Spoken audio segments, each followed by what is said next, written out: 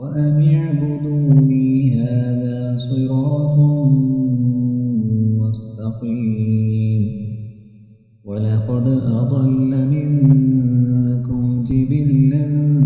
كثيرا أفلم تكونوا تعقلون هذه جهنم التي كنتم توعدون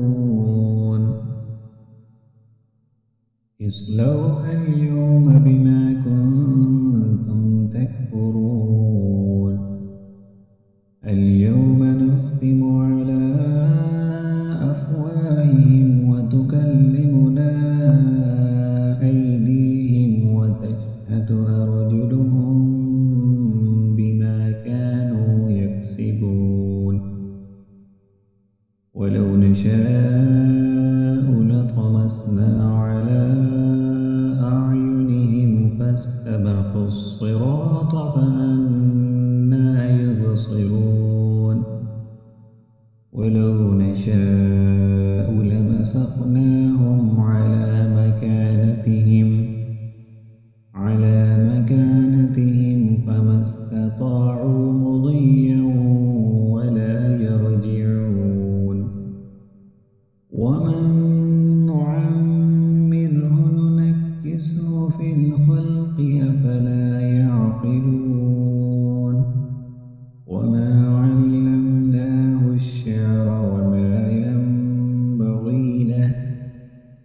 إن هو إلا ذكر وقرآن مبين لينذر من كان حيا ويحق القول على الكافرين أولم يروا أنا خلقنا لهم مما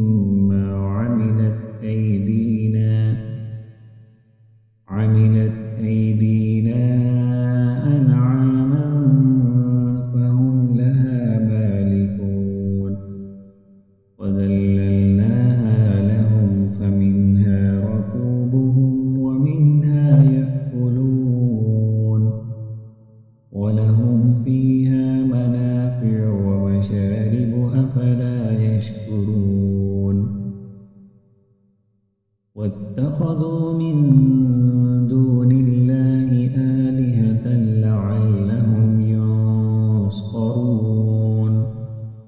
لا يستطيعون نصرهم وهم لهم جند محضرون فلا يحزنك قولهم إنا نعلم ما يسرون وما يعلنون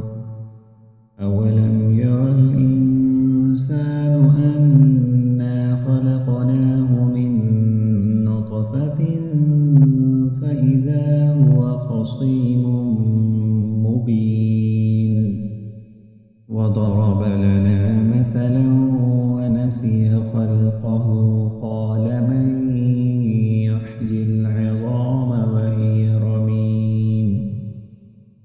قل يحييها الذي أنشأها أول مرة وهو بكل خلق عليم الذي جعل لكم من الشجر الأخضر نارا فإذا أنتم منه توقدون أوليس الذي خلق السماوات والأرض بقادر على أن يخلق مثلهم بلى وهو الخلاق العليم إنما أمره إذا أراد شيئا أن يقول له كن فيكون فسبحان الذي بيده